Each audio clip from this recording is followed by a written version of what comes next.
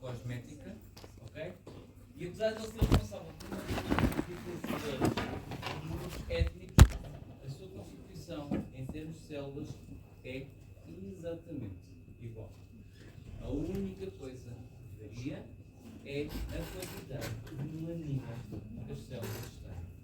De resto, as células são exatamente iguais.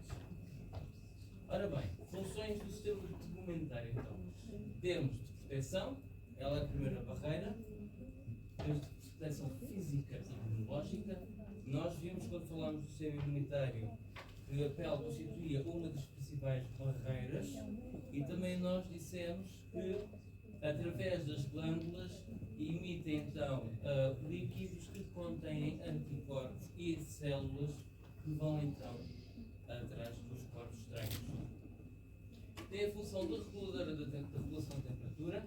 Nós já vimos isso quando falámos dos vasos sanguíneos, nomeadamente daquelas estruturas que se encontram abaixo da pele, parecem uns novelos que se chamam. Estão a ver aquela transportadora de comida? Globo. Não é globo, é globo, são os globos. Ok? Temos então a captação de sensações, que a gente viu no sistema nervoso quando demos aula de integração dos sentidos. Todos os receptores de dor, de pressão, de tato, de temperatura encontram-se espalhados pela pele. Okay? É na pele que dá-se então a síntese da vitamina D, ou seja, precisamos da luz solar para que a vitamina D se ative e depois dela ativada, aí sim ela funciona como vitamina D. Se bem que saiu um estudo recente que a população portuguesa, apesar de ser a população europeia com mais horas de sol, geneticamente é um gene que faz com que a ativação da vitamina D não se dê. Ok? É um contrassenso enorme. Foi descoberto recentemente. O que pensa-se é que temos que ter mais alimentação de vitamina D para que a pouca que seja ativa seja efetivamente ativa. Mas é um contrassenso. Sendo um povo que tem mais horas de sol da Europa, temos uma mutação que impede a maior parte da ativação da vitamina D. Depois também é um órgão excretor, nomeadamente com o suor e com o sebo, eliminamos substâncias tóxicas ao organismo e também temos armazenamento de líquidos, nomeadamente na parte da derme, onde temos o tecido adiposo. Portanto, como é que é constituído o sistema tegumentário? Primeiro, por 3 camadas. Temos então a epiderme, que é aquela que é mais externa. Temos a derme, que é aquela que está imediatamente abaixo da epiderme. E depois temos a hipoderme, que está debaixo da derme e é constituído substancialmente por tecido solar subcutâneo, nomeadamente tecido conjuntivo e tecido adiposo. Ok? Possui estruturas açônias, vocês falaram das glândulas, mas também as unhas advêm da epiderme, os pelos e cabelos também advêm da epiderme e os receptores sensitivos que eu falei ainda há pouco. Portanto, isto tudo é a pele. Temos aqui um cubinho de carne em que vemos a nossa epiderme aqui com os nossos pelinhos, com os poros que dão acesso então às glândulas sudoríparas e temos então a camada mais externa, esta camada que parece quase um pavimento, é a nossa epiderme e depois temos aqui estas células mais cuboides e roxas que é a nossa derme. A hipoderme é toda esta parte cá de baixo e é onde ela tem dividida pelos vasos principais onde eles passam, ok? A partir daqui isto é tudo hipoderme, está bem? Portanto, pelo temos então o folículo piloso, ok? E depois temos o músculo eretor do pelo. Este músculo eretor do pelo, que tipo de músculo é que é? Liso, muito bem. Glândulas. Temos as sebáceas, temos as sudoríparas e temos outras glândulas, nomeadamente as seruminosas, pressão nos ouvidos. Ok? E depois temos as unhas. Receptores sensitivos. Isto vai ser recordar, porque vocês já deram isto no primeiro semestre. E eu vou voltar a perguntar. Ok? Portanto, temos os nossos corpúsculos de Meissner, os de Pacini, os discos de Merkel, os óculos terminais de Ruffini, as terminações nervosas livres, os tratores do fluido piloso. E eu quero, vocês já têm a obrigação de saber isto, porque são feriados, eu quero saber o que é que cada um deles transmite ao encéfalo. Está na pele? É para saber. Eu já tinha dito isto no semestre passado, ninguém quis ouvir. E agora volto a reforçar. Ora bem, portanto, temos então a membrana cutânea, temos então aqui a derme, que a sua principal função a epiderme é proteger a derme, e ela, como as células são dispostas em camadas e normalmente está estratificado, isto faz com que previna da desidratação, faz com que não se perca tanta água como deveria, ok? Há também proteção contra os patogénicos, isto foi dito na aula do sistema imunitário, que a pele é a primeira barreira física que temos contra os agentes exteriores, sintetiza a vitamina D e detecta sensações com pressão, tato, dor e temperatura. A parte da derme, temos duas camadas. Temos então a camada papilar. Esta camada papilar tem a função de nutrir a epiderme, porque a epiderme, essencialmente, parte dela é constituída por células mortas, ok? Células escamosas. As únicas células que são nutridas são aquelas que chegam perto do quê? Quem já deu histologia sabe. Da membrana basal, exatamente. Portanto, dá suporte então à epiderme e possui vasos sanguíneos que asseguram a termorregulação.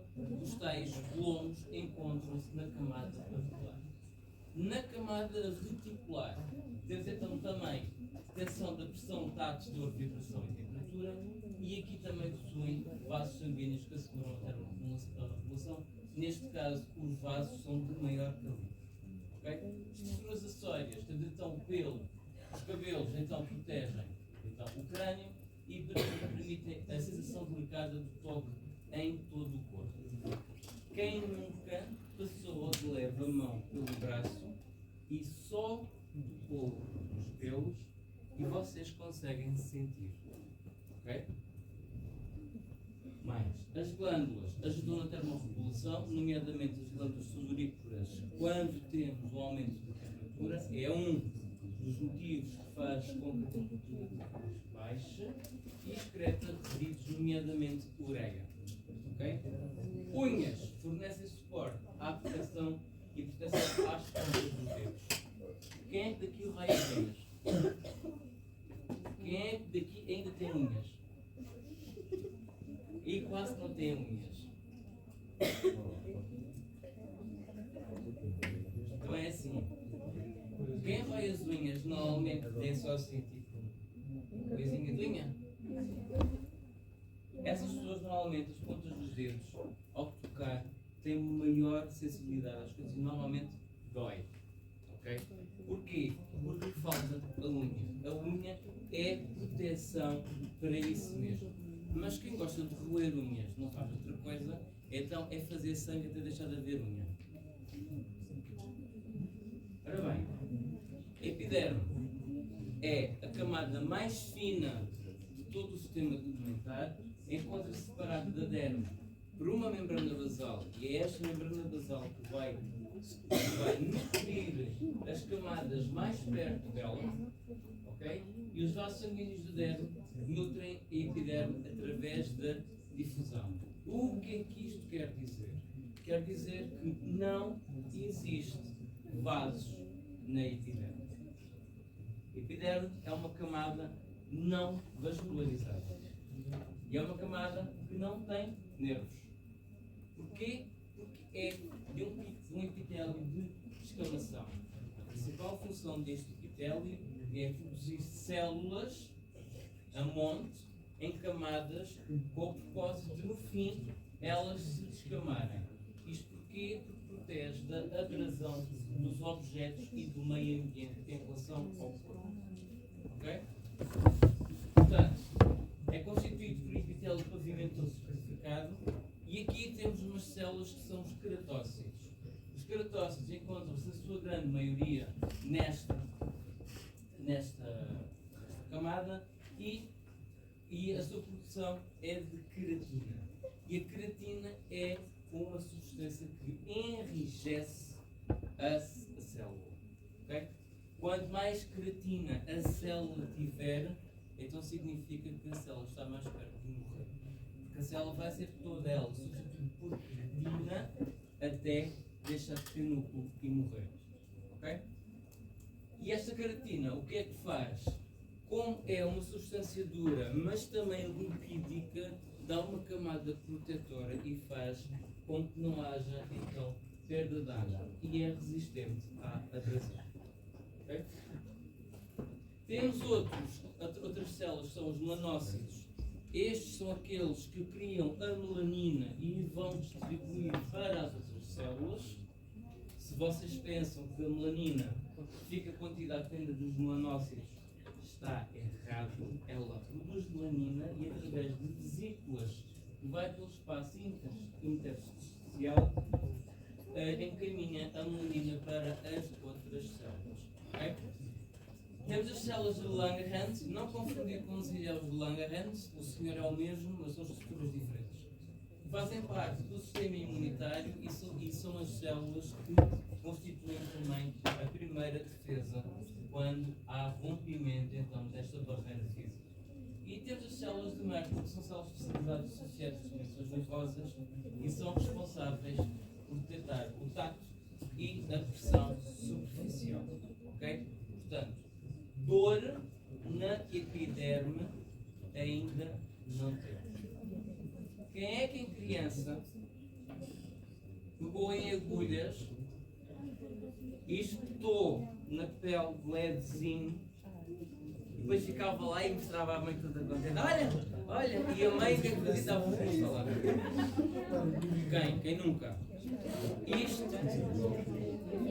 porque, como a epiderme não tem receptores de dor, vocês conseguem espetar a agulha mantinha-se por esta camada e não caía. Okay? Tinha alguma coisa de mal? Não. Que era potencialmente perigoso? Era. Mas quem é que nunca fez acupuntura? Não é? Ora bem. Camada basal. Vamos então à queratinização da nossa epiderme e começamos então pela camada basal. A camada basal é a nossa primeira camada de células, ok? É aquela que está em contacto com os vasos e é ela que passa os nutrientes e tudo o que é necessário às células para as outras células, ok? É uma camada única, tem células cúbicas ou cilíndricas, dependendo da zona do corpo, e possui uma força estrutural fortalecida. Porquê? Porque tem Ty Johnson e tem plasmasomas e hematiema, tem zonas que as fazem ficar fortemente ligadas. Okay? Estas células são altamente mitóticas, ou seja, estão continuamente a realizar mitoses. O que é que acontece? Elas fazem mitoses e formam a camada externa. E isto vai acontecer e vai empurrando as camadas. E as camadas, quanto mais distante estiver da camada basal, mais transformações ocorrem até que elas ficam na parte superficial e acabam por descamar o queijo. Ok? Ora bem, depois da camada basal, temos a camada espinhosa, que é imediatamente acima desta. Ela é constituída por cerca de 8 a 10 camadas de células e são células funcionais ou multifacetadas.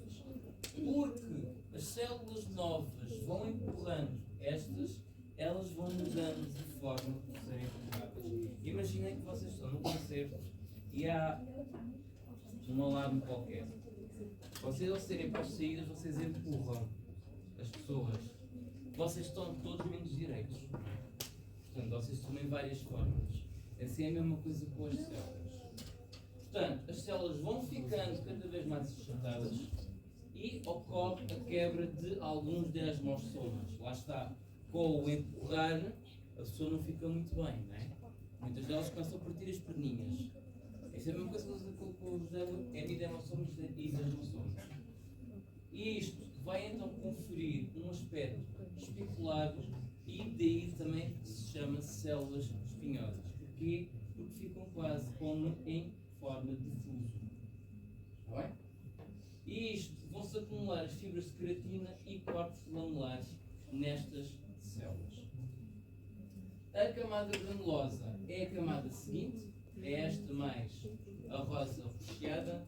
Tem apenas 2 a 5 camadas de células, isto depende da zona do corpo, e são células aplanadas em forma de losango.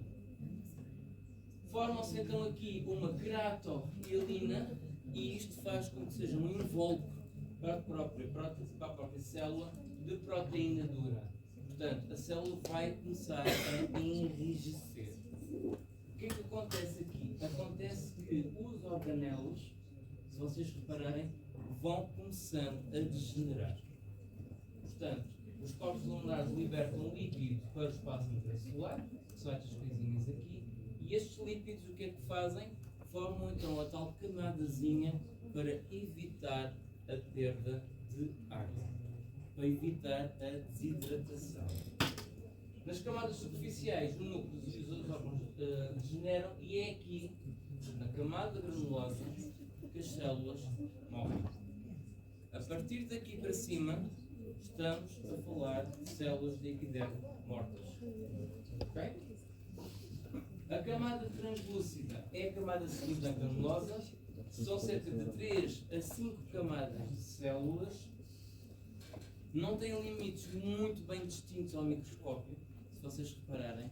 Mesmo com coloração, vocês não conseguem distinguir bem os limites destas células.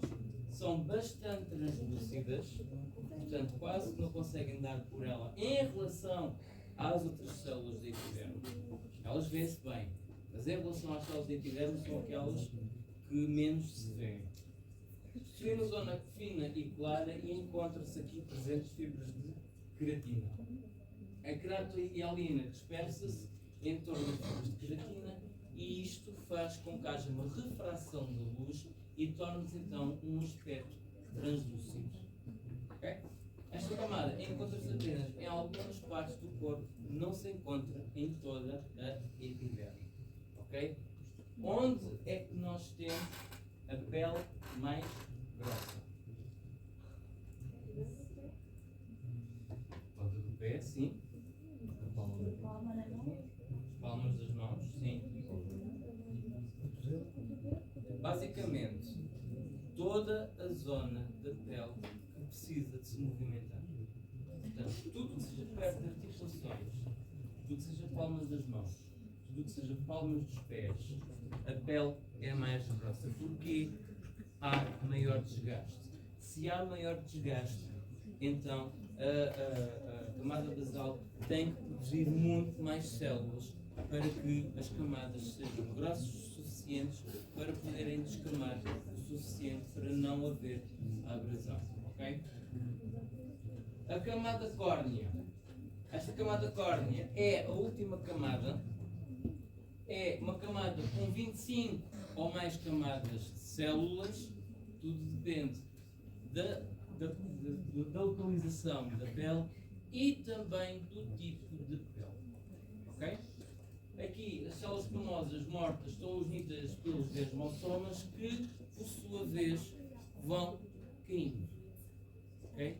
Nós libertamos cerca de, mais ou menos, cerca de 100 gramas de células mortas por dia. É muita coisa. E vocês nem sequer se apercebem. Portanto, as células são queratinizadas, rodeadas por corpo duro, isto dá uma resistência estrutural, são preenchidas por queratina, aqui resulta da mistura das fibras de queratina com a queratomielina, e são rodeadas por lípidos que são denominados de corpos glandulares. E isto é uma camada de proteção contra agentes exteriores e contra a desidratação, mais uma vez. Portanto, como é que se transfere a melanina? Os melanócitos produzem melanina, mas todas as células têm melanina, mas nem todas as células produzem melanina. Como é que isto se dá? Temos então células produtoras de melaninas, são os melanócitos, elas encontram-se dispersas pela camada basal e o que é que acontece? É produzida pelo aparelho de Golgi. Portanto, o aparelho de Golgi nestas células é extremamente bem desenvolvido. Okay? O que acontece? Acontece que esta célula começa a ter os seus prolongamentos membranares entre as outras células e transfere então estas vesículas que têm do complexo de Golgi com melanina e vai depositar então nas células. Portanto, quanto maior a quantidade de melanossomas fagocitados pelas células epiteliais, maior a espessura da camada córnea e maior a quantidade de sangue em circulação e a pele fica mais escura. A ativação através dos UVAs e UVBs também faz com que os melanócitos façam mais melanina. Okay? Porquê? Porque um papel evolutivo faz com que haja então mais melanina para proteger contra esses raios. Porquê que esses raios são tão nocivos? Exatamente. Porque têm energia suficiente para passar a molécula de ADN e tocar nucleótidos provocando mutações. Por isso é que é tão importante o protetor solar quando vão à praia, piscina, praias fluviais ou mesmo nos parques aquáticos. E lembrem-se, um dia cinzento ponham mais protetor solar se forem a um parque aquático, porque senão fica com bronzeado à la lagosta, como eu fiquei uma vez. Ai, não está sol, não queima. Não havia after sun no safari. Portanto, fica aqui a dica. Portanto, simplificando a coisa, os melanósomas são produzidos pelos aparelhos de Golgi, pelos melanócitos. Estes melanósomas deslocam-se pelos prolongamentos da célula do melanócito. As células epiteliais vão fagocitá-los e ao fagocitá-los vão ficar com melanina dentro da célula. Quanto mais melanócitos, quanto mais melanósomas os melanócitos produzirem, mais pigmentadas vão ficar as células. Ora bem, isto podem ver em casa. A derme. A derme é esta porçãozinha toda aqui, ok? Que tem então vasos, nervos, temos então os nossos pelos, temos os músculos eretores dos pelos, temos as glândulas, temos uma catrafada.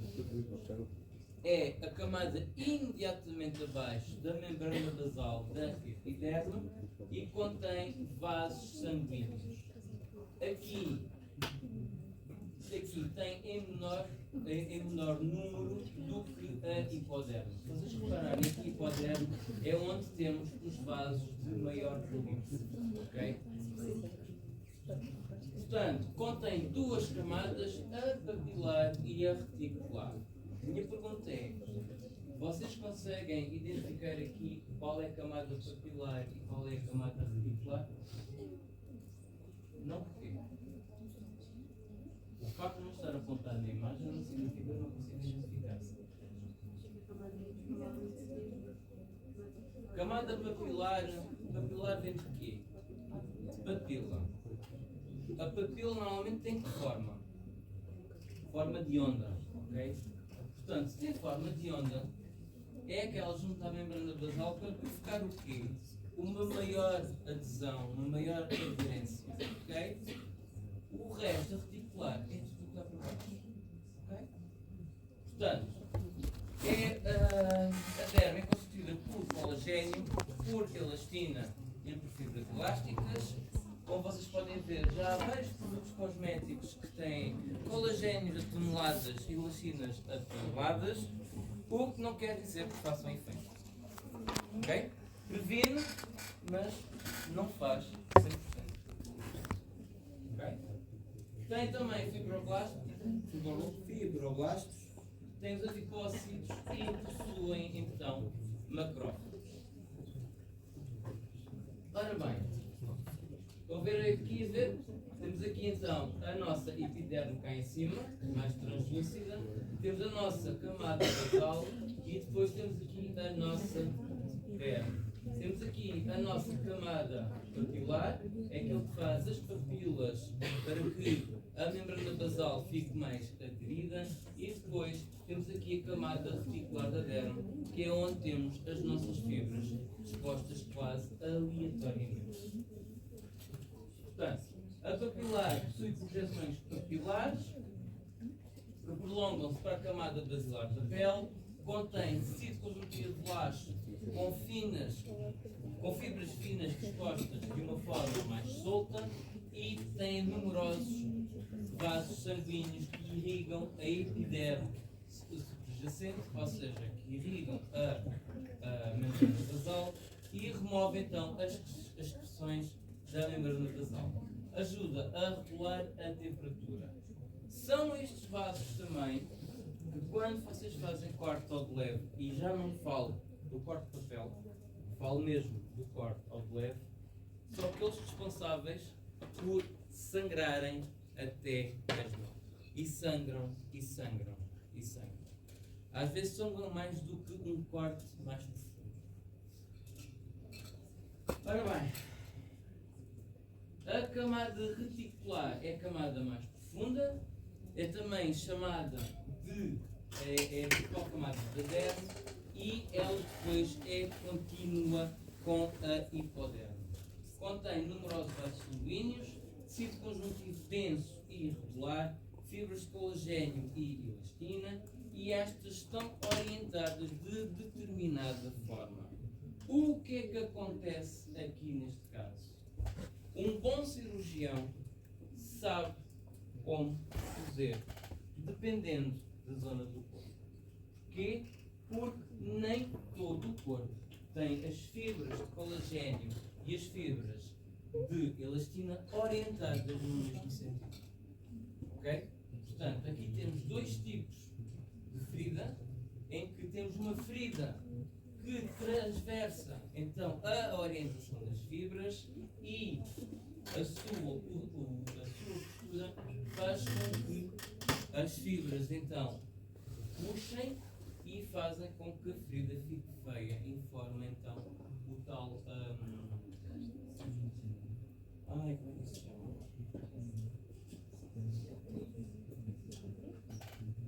Já me veio um nome.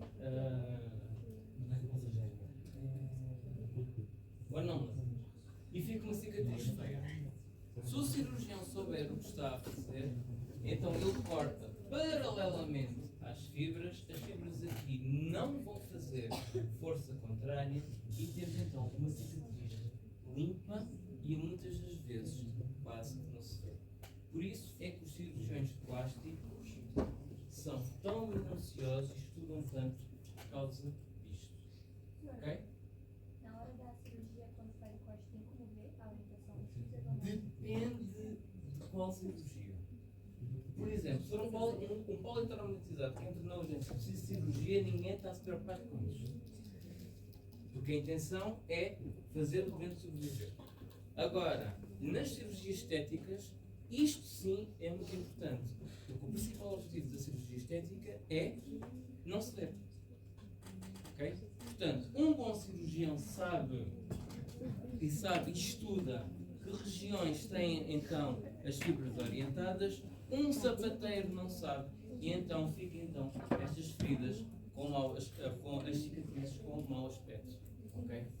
Pronto. Portanto, a camada reticular é mais profunda, é a principal camada da derme, é contígua com a hipoderme, possui numerosos vasos sanguíneos, o tecido conjuntivo é denso e irregular, e o colagênio e a elastina tem uma certa direção, daí a importância de saber que direção é que a pele se encontra para proceder à melhor cicatrização possível. E estas linhas que vocês veem, são linhas de Langer e são linhas de clivagem ou linhas de tensão da pele. Ok? Isto é da responsabilidade das fibras de colagênio e elastina que estão então na derme. A hipoderme. Atenção. A hipoderme não faz parte da pele. Eu volto a repetir. A hipoderme não faz parte da pele. O que significa, se na frequência eu estiver a falar de pele, estou a falar de quê? Epiderme e derme. Ok? Portanto, o nome da aula como é que é? Sistema de comentar. Não é pele, pois não? Vejam a diferença. Portanto, a hipoderme não faz parte da pele, é todo o tecido subcutâneo ou faixa superficial. Este tecido é responsável então por aderir a pele aos órgãos subjacentes. Normalmente é preenchida por tecido conjuntivo e tecido adiposo. Portanto, é uma camada que une a pele aos ossos e músculos adjacentes e une de maneira pouco firme. Isto acontece porquê? Imaginemos que temos um acidente com alta cinética. Alta cinética significa com alguma velocidade e para de repente. Portanto, a energia cinética é transformada em energia potencial e isto o que é que faz? Faz com que tudo o que não esteja aderido ou fortemente aderido solta-se. O que é que acontece muitas vezes nos acidentes de viação? Acontece que as pernas e os braços ficam com as peles, parece que saídas do lugar. Nunca tiveram um exemplo familiar ou de um amigo com isto? Não? Isto acontece por causa da alta cinética. E como isto está, então, pouco firme, com o movimento de aceleração e desaceleração, faz com que o tecido então se despregue. Ok? E isto, claro, com repouso vai ao sítio, não é? Mas despregue. Sim. Não? Eu não tenho diferença. Sim, pode acontecer. Pode acontecer. Portanto, é também um tecido que fornece sangue e nervos, tanto para os músculos como para a pele. Portanto, possui cerca de metade da gordura corporal, sem contar com a gordura visceral, que supostamente os personal trainers dizem que é mais difícil de lá chegar. Eu, quando estive no ginásio, foi a primeira que parti foi visceral. Esta da pele foi um verso de dias. Sim, eu já fui magro um dia. Mas também deixa de ser parvo. Portanto, tem funções de fonte de energia. Os adipócitos possuem lípidos que é então o armazenamento como de energia. Dá isolamento, a gordura dá isolamento térmico. Fazem também alcochoamento, não de almofadas, mas é como se fossem de almofadas também. Portanto, segundo consta os novos estudos, as mulheres preferem um gordinho, porque conseguem abraçar melhor um gordinho, do que propriamente um saco de ossos, né? O saco de ossos aleja um bocadinho, portanto, deem algum crédito aos gordinhos. Eles são esforçados. E esta hipoderme dá um alinhamento diferente entre homens e mulheres, ou seja, dá uma forma distinta entre homens e mulheres. A prega cutânea pode ser utilizada para estimular a gordura corporal, estimar, ou seja, não é só o índice de massa corporal que interessa, porque eu posso ter um fisioculturista de 1,80m com 150 kg, que pelo índice de massa corporal dá-me como um obeso de obesidade mórbida, e, no entanto, o índice de massa gorda é perto de zero. Portanto, o índice de massa corporal já não é utilizado só para estimar a obesidade. Há outros fatores que temos que ter em conta para estimar se uma pessoa é obesa ou não. Okay? Então, a prega cutânea é aquela que também se vê se a pessoa é gordinha ou não. Quanto maior for a prega que eu fizer, maior o índice de massa gorda a pessoa tem. Ok? Depois, a quantidade varia de acordo com a idade, com o sexo e com a alimentação. Aqui o sexo é o biológico, não é a quantidade que se pratica. Está bem? É só para... Histologicamente, como vocês podem ver, ela é constituída por tecido conjuntivo laxo, em que possui as tais fibras de colagênio e as fibras de elastina, e temos então os nossos adipócitos, que parecem então balões. A conversa está interessante, não é? Mas é para se aproximando.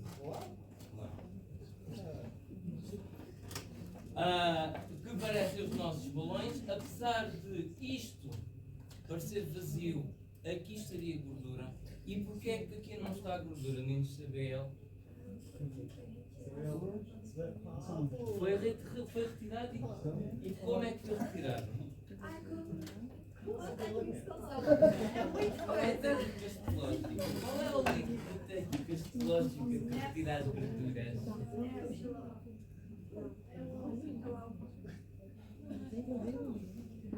Tem certeza que é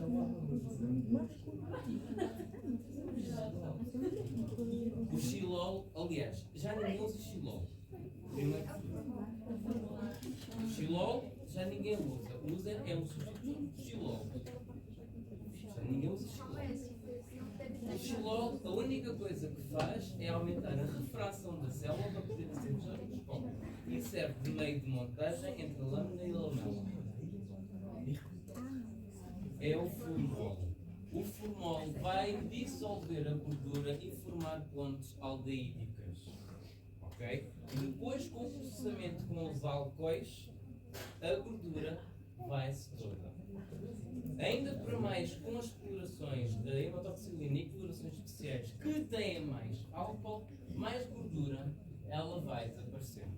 Para não falar que primeiro o fragmento é aquecido para ser incluído, e depois é congelado outra vez, que é para formar o bloco, e depois vai fazer o corte. E o corte provoca fricção e também aquece. Com isto tudo, a gordura vai desaparecendo. E na lâmina, nós não vemos gordura, vemos espaços vazios.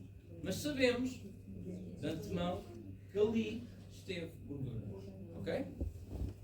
Afinal, é isso alguma coisinha de anatomia patológica. Sei. Ora bem, aqui encontramos fibroblastos e depósitos macrófagos. Os pelos é comum em todos os mamíferos, se bem que a espécie feminina tem uma grande aversão a eles. Quando é denso, cobre todo o corpo e designa-se pelágio. Nós já há muito tempo perdemos a pelágio. Há muito tempo. Se bem que há 1 ou 2 indivíduos que continuam a ter pelágio. Encontra-se pelo em toda a pele, exceto nas palmas da mão, nas plantas dos pés, nos segmentos distais do dedo, das mãos e dos pés, nos lábios, nos mamilos e parte dos órgãos genitais externos. Parte. Não é suposto o órgão genital estar coberto de pelo. Está bem?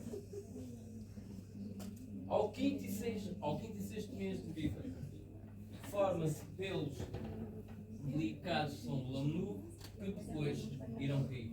São depois substituídos pelos pelos definitivos. E temos então depois o cabelo, as pálpebras e as sobrancelhas. O resto é substituído pela tal penumbra. O pelo compreende duas estruturas, que é o pelo propriamente dito e o folículo piloso, que é a raiz do pelo. Aqui, a haste é tudo o que é visível do pelo da pele, o que é visível, porque tudo o que é por baixo já não é considerado haste, mas sim o nosso medula o nosso complexo medula córtex e cutícula. A raiz estende-se para debaixo da pele e vai constituir um bulbo piloso, onde então é irrigado pelos vasos sanguíneos e tem aqui o melanócito e a camada basal, que vai então constituindo as células deste pelo. Uma coisa, a constituição das células do pelo, apesar de ser epitélio, é a mesma do que na pele, apesar das várias camadas todas que tem? Não. Não. E por que não? Primeiro, o pelo é uma estrutura muito mais dura do que a pele. Portanto, tem a função de proteger, nomeadamente em cima da pele, fornece então uma zona que conserva ar quente quando está na temperatura fria e serve também como detetor, por assim dizer, de aproximação a algum objeto. Nós conseguimos perceber que um objeto está próximo sem ele tocar da pele propriamente dita, só pelo pelo, ok? Portanto, é constituído por células epiteliais bastante caracterizadas, já mortas. Portanto, o cabelo não é tecido vivo. Por muito que a publicidade diga que os fios de cabelo são células vivas e que têm... Não, são células mortas. O que os produtos fazem é preservar a estrutura, nomeadamente a cutícula e o córtex, de maneira a que as células não fiquem espigadas. Ok? Portanto, o folículo piloso, cá em baixo, temos a nossa bainha radicular epitelial, onde se localiza a matriz e a bainha radicular dérmica, que reveste a primeira e protege e projeta-se para o interior como uma papila. Aqui contém os tais vasos sanguíneos que vão alimentando a raiz, que é a nossa camada basal, que vai então criando mais células, e isto vai fazer com que o pelo se vai prolongando em comprimento. Portanto, o crescimento do pelo é feito em ciclos, portanto não é contínuo, e temos uma fase de crescimento em que o pelo cresce a partir das células da matriz, que vão diferenciando e vão queratinizando e vão morrendo. A velocidade média de crescimento do pelo é cerca de 0,3 milímetros por dia. Pelos das pestanas, fase de crescimento, temos então cerca de 30 dias. Portanto, temos então 30 dias em que o pelo continua a crescer. Após os 15, 30 dias, há uma fase de repouso de 65 dias. Após estes 65 dias, o pelo cai. Ok? Pelo do couro cabeludo, ou seja, o cabelo, fase de crescimento, tem até 3 anos, e depois cada fio de cabelo que tem 3 anos fica em repouso durante 1 ano a 2 anos, e ao final disto ele cai. Má alimentação, má higiene faz com que a raiz do cabelo se apodreça e o cabelo caia. Quimioterapia faz com que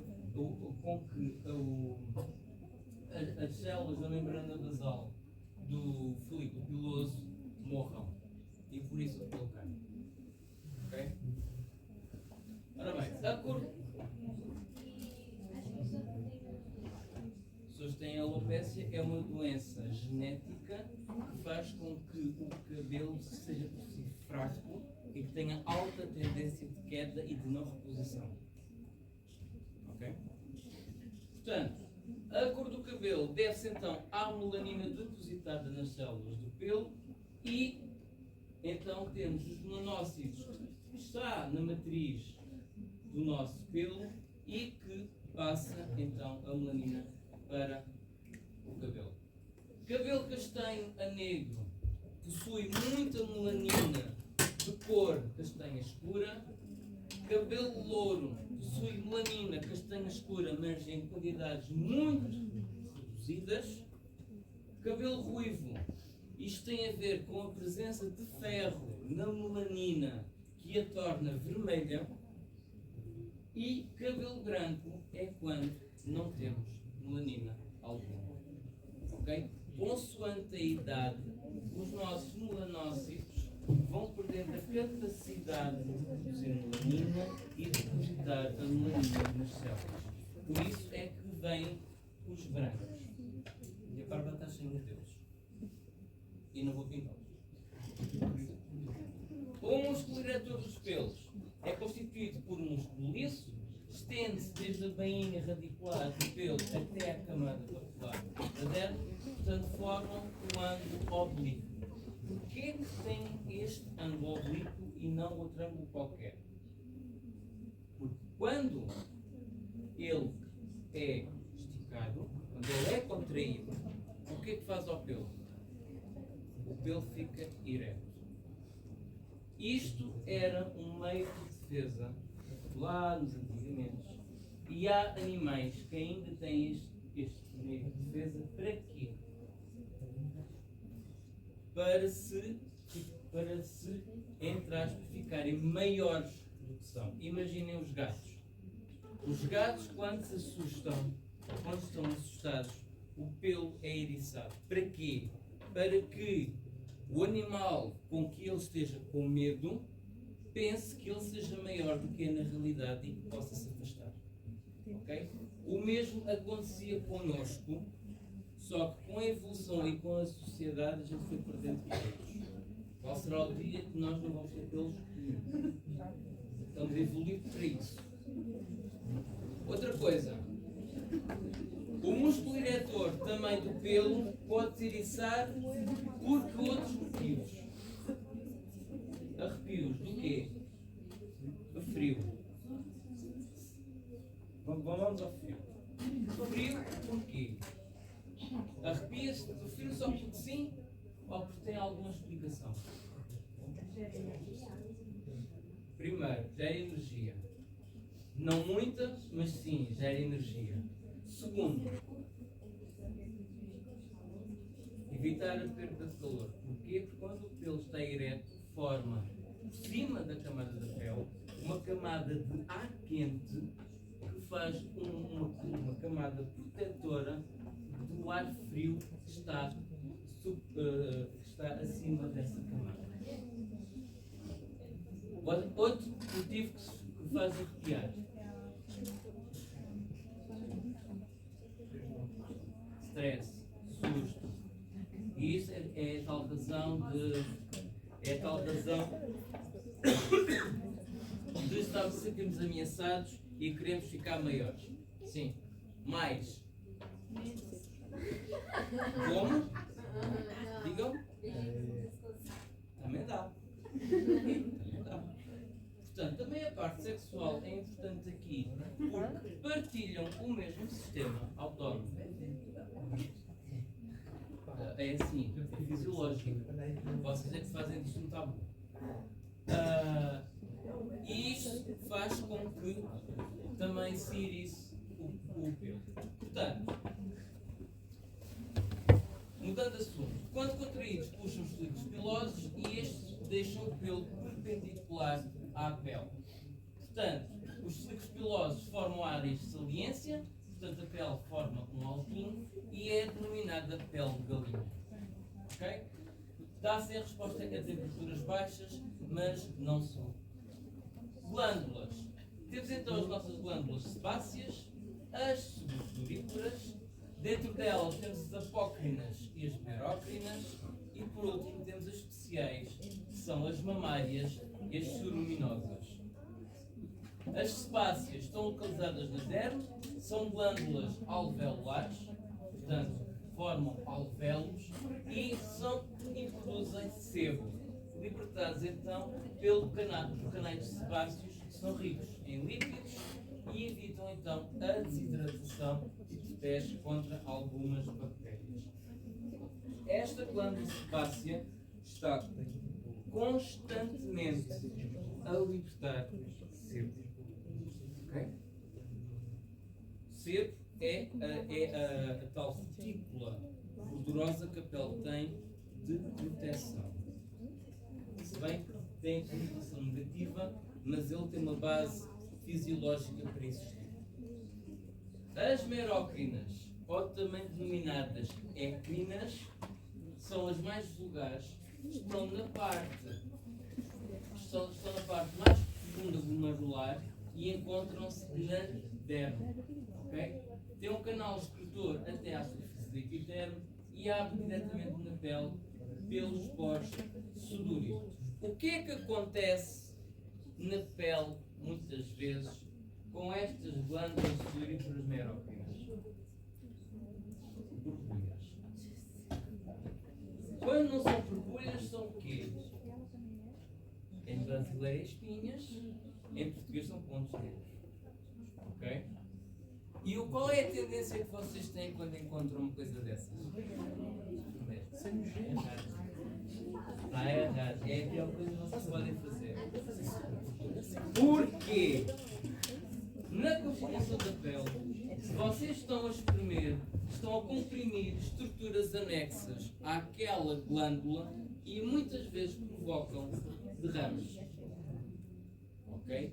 E os derrames, às vezes, faz com que fique cicatriz. Ok? O correto, então, é com uma agulha esterilizada a tirar o ponto negro e com uma solução de higienizadora tentar remover, sem espremer muito. Quanto muito, há aqueles aparelhinhos que é um ferrinho que tem uma argolinha em que se pressiona e isso faz menos mal. Porquê? Porque não se está a escarafunchar ali o vaso, né? Ali a criar o sangue, mas sim faz com que o ponto negro saia do canal. Se isto não acontecer, e em casos extremos, formam-se quistos sebáceos. Ou seja, o canal é top, a glândula vai continuamente produzir substância, vai continuamente a acumular, ela acumula, vai empurrando as estruturas anexas. Muitas das vezes, com isto, os vasos rompem-se e o sangue vai para dentro do quisto, e por isso temos aqueles quistos horríveis. E como isto supostamente não deveria estar dentro da glândula, o corpo encara isto como um corpo estranho e começa a criação de pus. E depois dão aqueles vídeos maravilhosos no TikTok que uma pessoa fica a ver aquilo com um ar completamente enojado, mas não consegue passar o outro vídeo.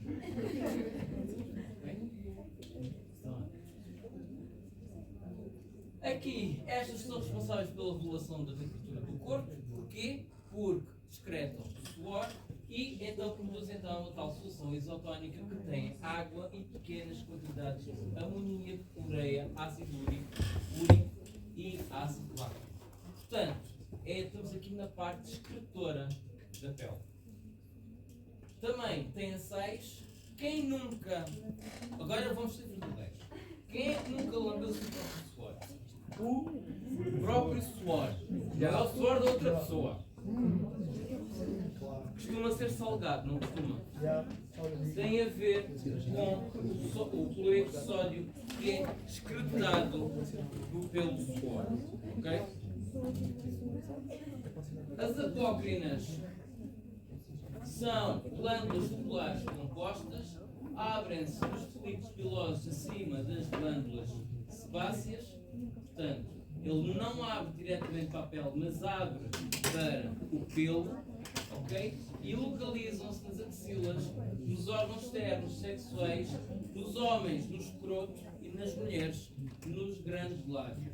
Isto porquê? O que é que eu falei no sistema reprodutor masculino e feminino?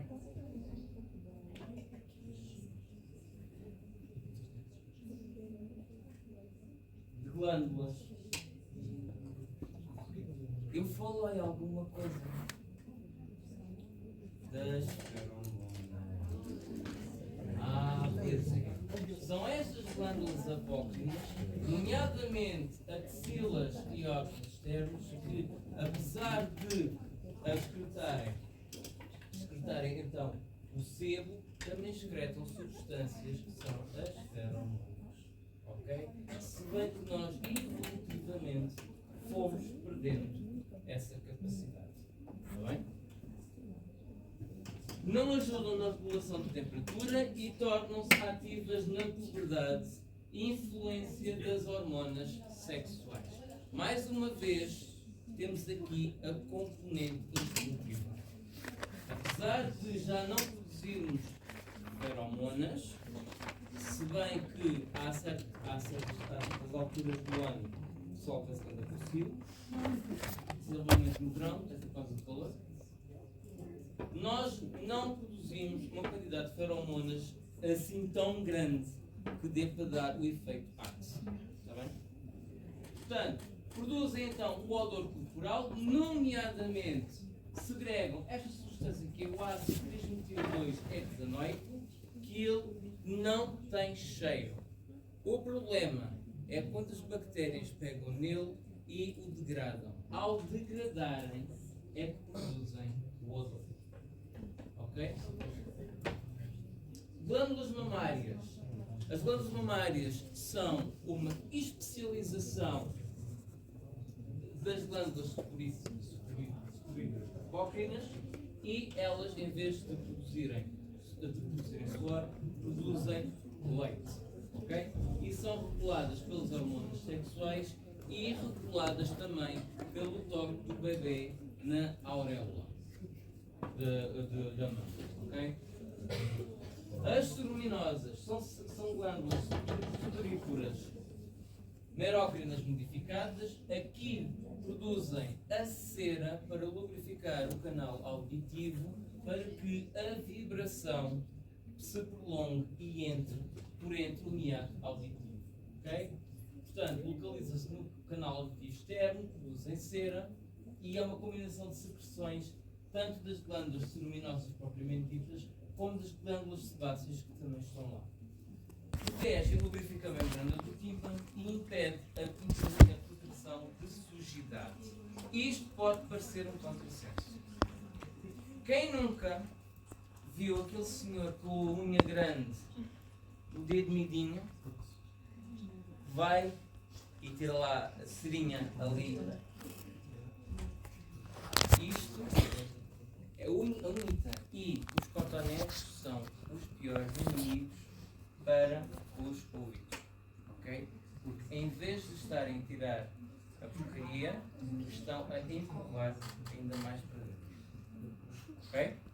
Se querem fazer uma limpeza, vão a um otorrino ou então alguns bombeiros voluntários possuem um aparelho desguichador de água que tiram o cerumen dentro dos ouvidos, ok? Unhas. Eu tenho um grande respeito por unhas. Principalmente quando elas se rasgam por aqui. Tenho muito respeito. Já me aconteceu uma vez num elevador em que não tem porta da frente, né? Tem parede, aquilo sobe, e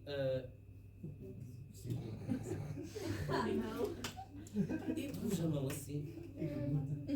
E íamos a descer. Ora, as portas têm aquelas coisas de metal que é para empurrar, que tem um bocadinho de saliência.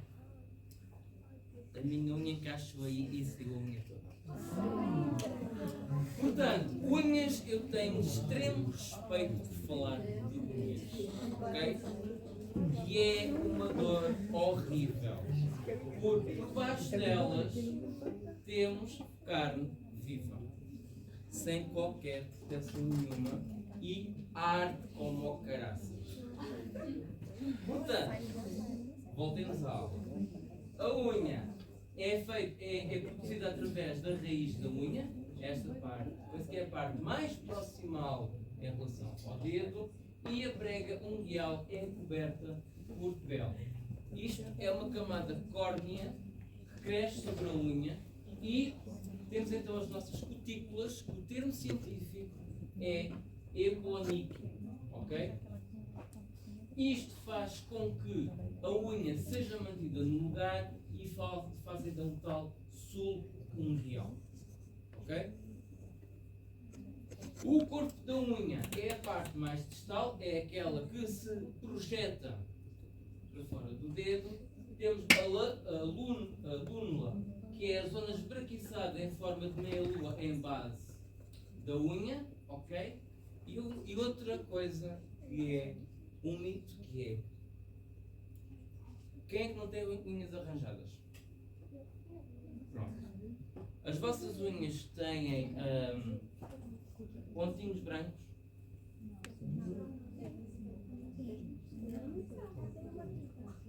Pronto. Havia o mito de que isso era falta de cálcio. É mentira. É apenas ali uma má formaçãozinha da queratina, ou seja, da ordenação da queratina na unha. Não tem nada de mal, ok? Não é deficiência de mineral nenhum, ok? Portanto, a reação espessada sob a camada córnea livre, então, é o nosso hiponíquico, ok? Ora bem, a raiz da unha e o corpo da unha unem-se então ao leito unguial. A porção proximal tem a denominação de matriz unguial e produz a maior parte da unha. Contém apenas a camada germinativa, ou seja, a camada que vai produzir células.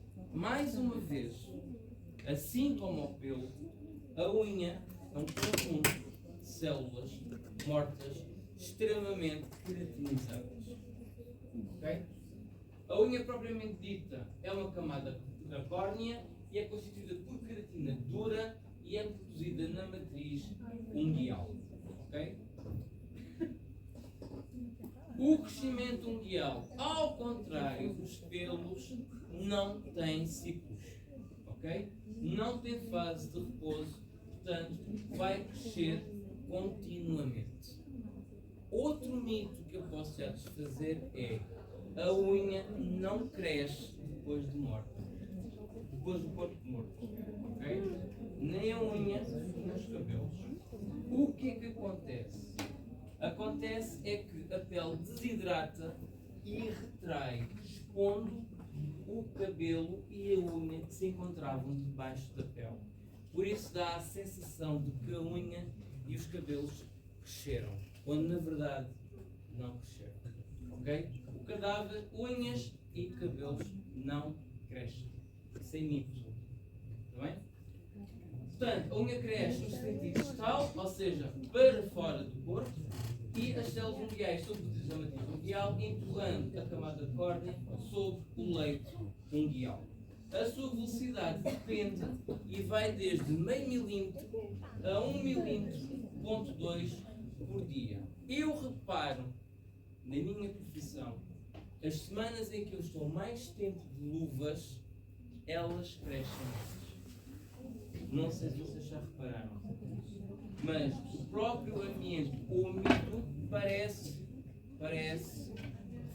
com que a unha cresça mais rapidamente.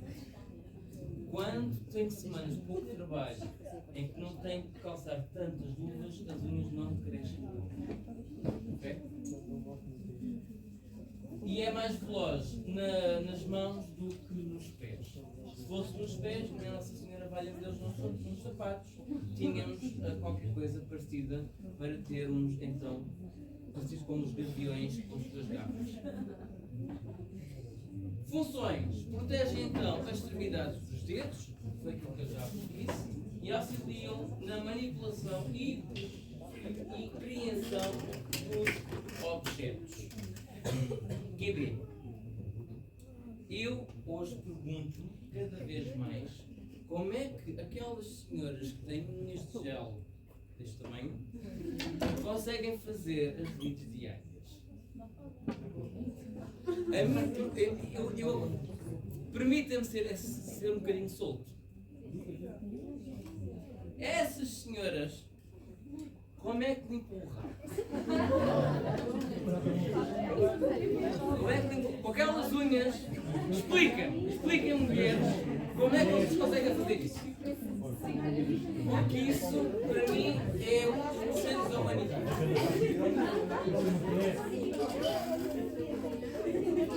Fiquem a pensar nisso, está bem? Ora bem, no entanto, essas unhas grandes, atenção, no entanto, essas unhas grandes são ótimas para coçar. Principalmente as costas, onde não se chega, elas lá chegam. Portanto, nem tudo é desvantagens, nem tudo são vantagens. Há sempre assim. Temos que avaliar os prós e os contras. Ora bem, portanto, protege as estruturas subjacentes das lesões mecânicas e impede a entrada de micro-organismos e outras substâncias estranhas para o interior do corpo. Isto é a função da pele. Quando temos feridas, e aqui vamos falar de feridas de primeira intenção, segunda intenção e terceira intenção. Eu não estou a dar patologia, atenção. Eu estou a dar como é que os tecidos se reparam. Porque isto é fisiológico. Okay? Quando temos feridas de primeira intenção, dá-se quando os bordos da ferida se encontram muito próximos. Okay? Quando falamos de feridas de segunda intenção, dá-se quando os bordos da ferida não estão tão próximos e tiver ocorrido alguma perda de tecido. Quando falamos de feridas de terceira intenção, dá-se quando a ferida é muito extensa e há uma perda de tecido. Okay? Como é que o tecido se repara nisto? Então, na ferida de primeira intenção, é uma ferida incisa no epitélio, nomeadamente na epiderme e no tecido adjacente da derme, e forma-se apenas o coágulo e o rolhão plaquetário e tudo mais é suficiente para fazer a reparação tecidular. Ok? É a forma mais básica. Portanto, temos o corte, começamos então, os macrófagos migram para a zona da ferida, atuam ali contra os corpos estranhos, dá-se então o rolhão plaquetário, dá-se a crosta, forma-se a crosta, vai então a nova formação do tecido, forma, e depois temos então a epiderme recém-cicatrizada, que ao longo do tempo essa cicatriz vai se desvanecendo. Como é uma camada que vai escavando, ao longo do tempo essa cicatriz vai sendo cada vez menos visível. Na segunda, após a primeira semana, na segunda intenção, na ferida de segunda intenção, em que há perda de tecido, ou de algum tecido, o processo é semelhante ao da primeira intenção. No entanto, o coágulo aqui pode não fechar completamente a ferida.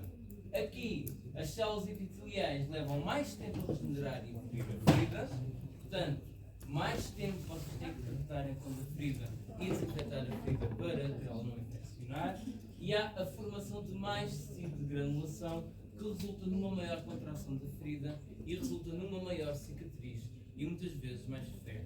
Coloide. Forma coloide. Feridas com coloide. Lembrem-me da palavra. Coloide.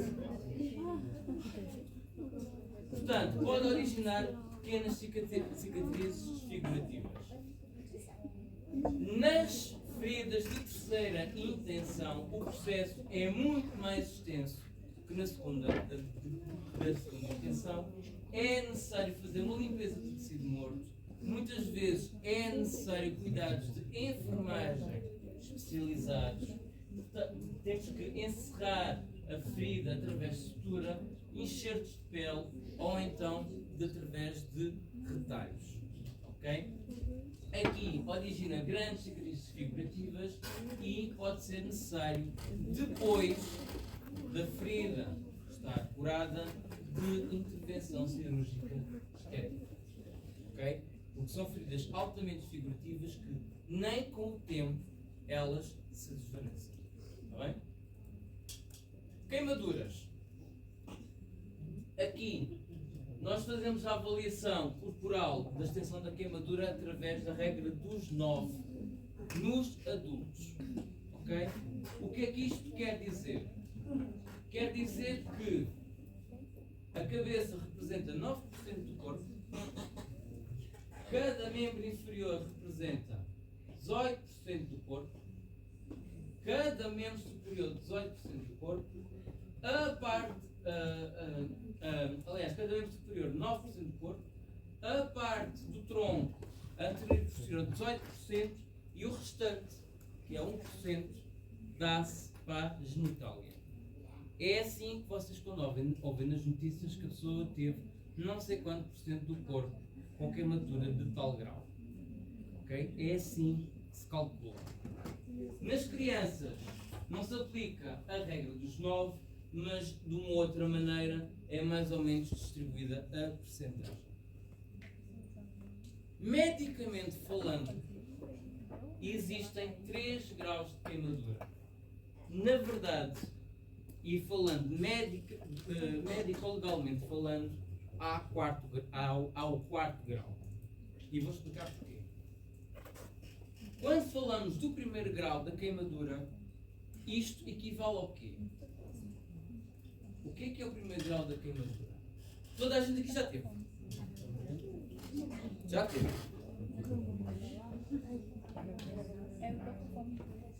Um exemplo. Escaldão. Escaldão. Vão à praia, estão 2 horas, não apanham muito sol, mas vêm de lá vermelhos. Isso é uma queimadura de primeiro grau.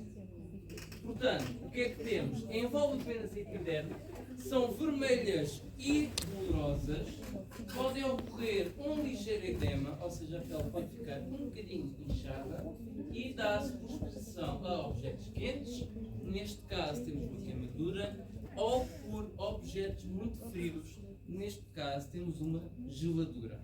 Geladura existe, é um termo, está bem? Não inventei. Neste caso, não há destruição de tecido, ok?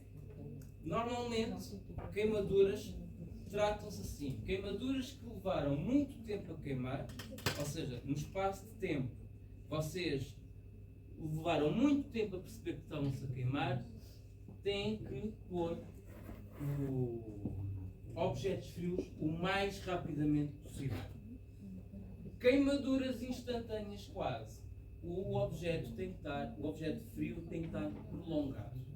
É mais ou menos ao contrário. Ok?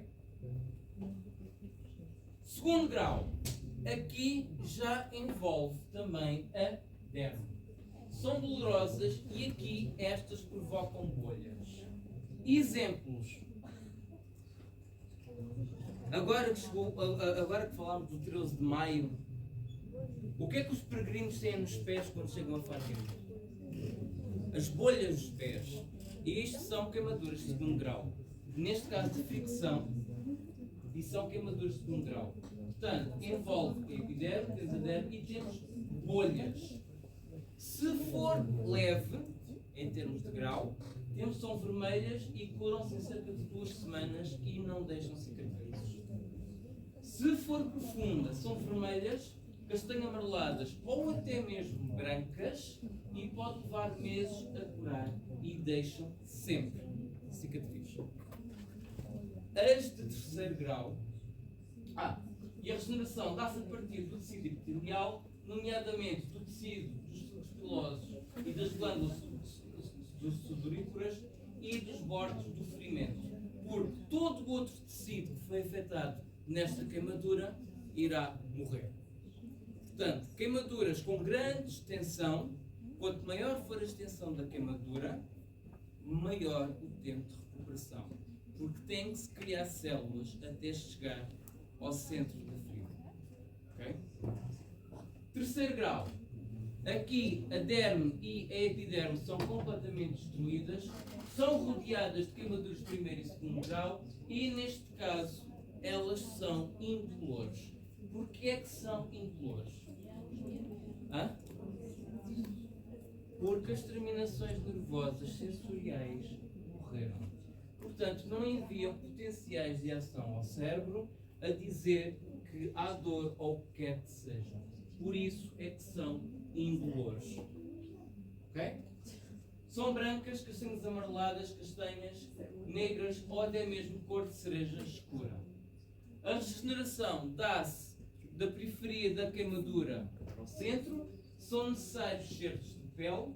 Portanto, sozinho o vosso organismo não é capaz de regenerar esta queimadura e deixam cicatrizes desfigurativas.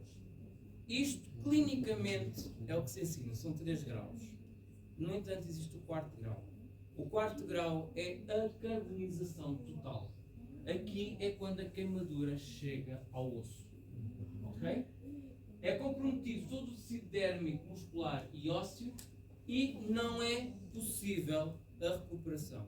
E aqui há 2 cenários. Se for uma carbonização de um membro, pode-se recorrer à amputação desse membro e a pessoa vive. Se esta carbonização ocorrer na parte mais medial do corpo, resulta em morte. Aqui não há meias medidas. Ok?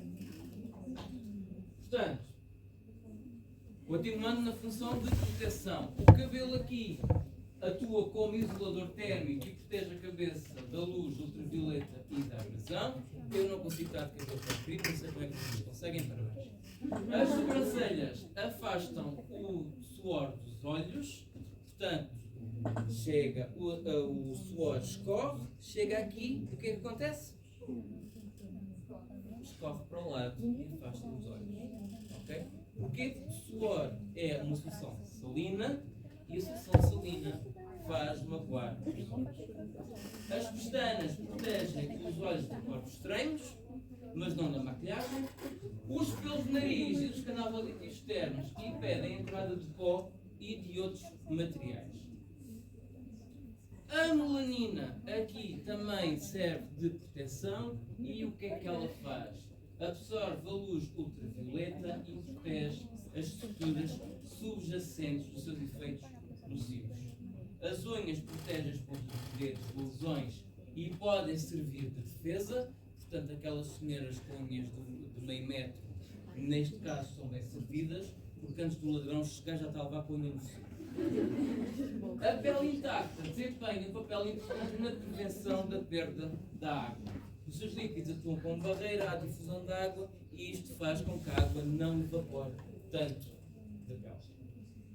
Regulação da temperatura. Nós já falamos na aula do sangue dos glomos. A regulação da temperatura é afetada pelo fluxo de sangue através da vasoconstrição ou da vasodilatação, dependendo do meio.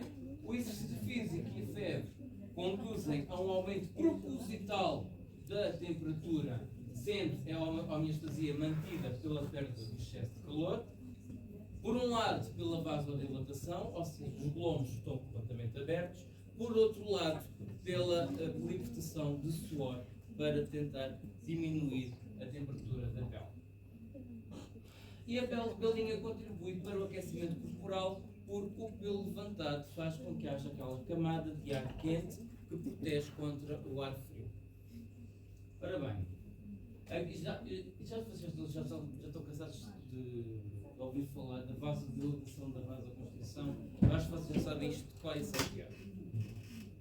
Isto foi aquilo que eu vos mostrei logo no primeiro semestre e é isto que acontece na pele. Portanto, vamos passar à frente também. Função: produção de vitamina D. A síntese de vitamina D ocorre com exposição solar através dos UVBs e não dos UVAs. Portanto, aqui só os ultravioletas tipo B é que são, entre aspas, benéficos. A vitamina D atua como hormona do ciclo do cálcio. Isto vocês já sabiam. Isto eu voltei a falar no sistema eletrolítico e no sistema urinário. Estimula a captação de cálcio e fosfato no intestino, promove a reabsorção de cálcio nos ossos e reduz a perda de cálcio nos rins. No entanto, aqui tem o ciclo completo da vitamina D. Portanto, na pele temos uma substância que se chama 7-dihidrocolesterol, que é convertido em calciferol por ação dos raios UVB. Ele depois vai para a corrente sanguínea e vai para o fígado e é convertido. E este calciferol é a vitamina D3, é libertado do sangue, vai para o fígado e também pode ser através da alimentação que entra para a corrente sanguínea. Nos fígados e nos rins, por hidroxilação, o colcalciferol é transformado em calcitriol, que é a forma ativa da vitamina D. E aqui a vitamina D, quando está ativa, é que permite a reabsorção de cálcio nos ossos. Ok? Portanto, aqui está aquela parte correspondente da vitamina D em relação ao ciclo do cálcio. A pele tem a função de captação de sensações, sente dor, sente calor, sente frio, sente pressão, sente tudo e mais umas botas. Na derme, nas papilas dérmicas e pelos, temos receptores para o tato. Na derme, tecidos mais profundos, receptores para a dor, calor, frio, tato e depressão. Função de excreção, eu já disse que as glândulas servem para excretar produtos tóxicos.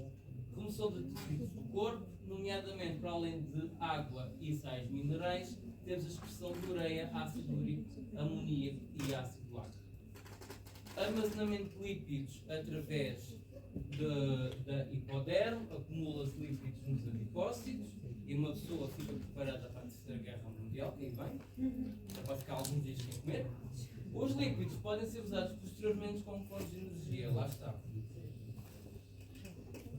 E é isto que eu tinha para mudar. Eu não passei a folha hesitadamente no meio da aula como tive que fazer, porque acho que um discurso de final de ano se cai sempre bem. Ora bem, foi um gosto estar um ano com vocês. Este foi o meu primeiro ano que eu dei esta cadeira sozinho. Okay? Foi o primeiro ano que dei esta cadeira sozinho. Nos anos anteriores tinha sempre dado com a minha colega, a professora Teresa Costa, que este ano decidiu não continuar na universidade, porque ela não lhe permitia. Portanto, foi um esforço hercúleo meu de estar 2 vezes por semana aqui convosco, sempre dar-vos apoio e sempre dar matéria secante. Vocês sabem que mais tarde irá-vos servir para alguma coisa. Primeiro, para as outras disciplinas de segundo ano, porque esta cadeira é uma cadeira base do curso de saúde. A matéria pode ser muito chata, mas vocês vão falar disto vezes e vezes sem conta. Os vossos professores daqui para a frente vão aprofundar cada vez mais a matéria. A matéria que eu dei pode parecer muito profunda, afinal é só ao de leve. Isto não é a anatomia e fisiologia completa, isto é só as bases. E eu quero que vocês aprendam que isto é um ensino superior. A partir de agora, os professores não querem saber de vocês. Ok? Eu tentei fazer uma ponte entre o secundário e o ensino superior, porque eu acho que do secundário vocês vêm muito mal preparados. Ok? Portanto, estas aulas estão muito simplificadas, estão muito boas para estudo, mas eu quero que vocês tenham noção que isto deu muito trabalho para que elas estejam assim. Ok? Portanto, eu agradeço o vosso esforço, o vosso empenho de dia após dia estarem aqui para ouvirem este professor chato. Às vezes nada divertido, às vezes divertido demais. E espero bem que vocês tenham estudado já alguma coisa para a frequência e desejo toda a sorte do mundo. Está bem? Vá. Bom fim de semana.